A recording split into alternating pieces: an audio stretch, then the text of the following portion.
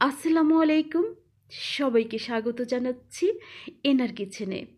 আজকের পর্বে আপনাদের জন্য থাকছে পাকা তালের পাটিসাপটা পিঠা। আর এটা খেতে কিন্তু অত্যন্ত মজাদার হয়। কিভাবে তৈরি করেছি বিস্তারিত আপনাদের সাথে শেয়ার করব। আর হ্যাঁ বন্ধুরা, যদি আজকে আমার এই পাকা তালের পাটিসাপটা পিঠা রেসিপিটা আপনাদের পছন্দ হয়ে থাকে তাহলে অবশ্যই দেখবেন। আর দেখার সময় ছোট্ট একটা লাইক, সুন্দর একটা কমেন্ট করতে ভুলবেন না। তাহলে চলুন দেখে নেওয়া যাক আজকে আমি পাকা তালের পাটিসাপটা পিঠা কিভাবে তৈরি করেছি।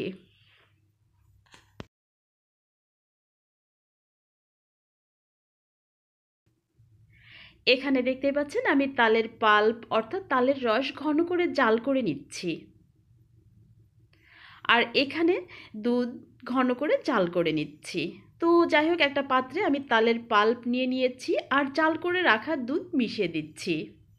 এই যে দেখুন, মূলত দুধ দেওয়ার জন্যই কিন্তু তালের পাল্পটা ভালো করে ঘন করে জাল করে নিয়েছি। আর এখানে দেখতে পাচ্ছেন আমি চাউলের আটা তালের মধ্যে দিয়ে দিচ্ছি।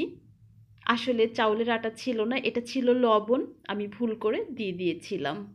তো এই যে দেখুন, এজন্য তাড়াহুড়া করে কোনো কাজই করতে নাই, ভুল হয়ে যেতে পারে।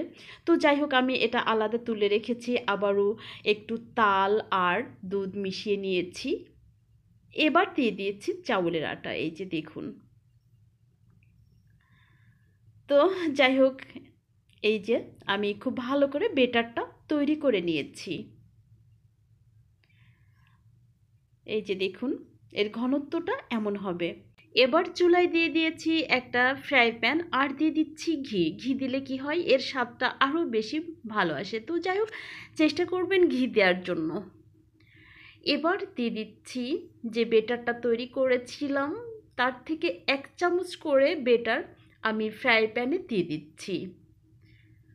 আর একই চামচ দিয়ে একটু ছড়িয়ে দিচ্ছি। এই যে দেখুন, ঠিক এভাবে একটু ছড়িয়ে দিলে কি হবে, খুব দ্রুত হয়ে যাবে, নইলে কোথাও মোটা বা কোথাও পাতলা থেকে যাবে। এবার আমি উল্টে দিচ্ছি। তো যাই হোক, দেখতেই পাচ্ছেন আমি কিভাবে পিঠাগুলো তৈরি করে নিচ্ছি। আমি প্রথমে একটা তৈরি করে আপনাদেরকে দেখিয়ে দিলাম, এবার তুলে নিচ্ছি।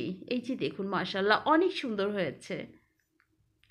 এভাবে আমি সবগুলো পিঠা তৈরি করে নিব। আসলে সবগুলো পিঠা তৈরি করা দেখানো সম্ভব হয় না, আর ভিডিওটাও অনেক বড় হয়ে যায়, সেক্ষেত্রে আপনাদের দেখতে বিরক্ত বোধ হবে।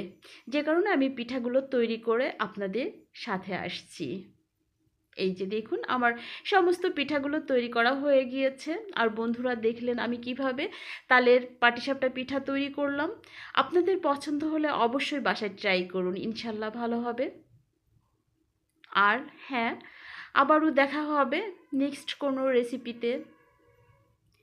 সে পর্যন্ত সবাই ভালো থাকবেন, সুস্থ থাকবেন। আজকের মতো বিদায় নিচ্ছি আমি নিম্নি। খোদা হাফেজ।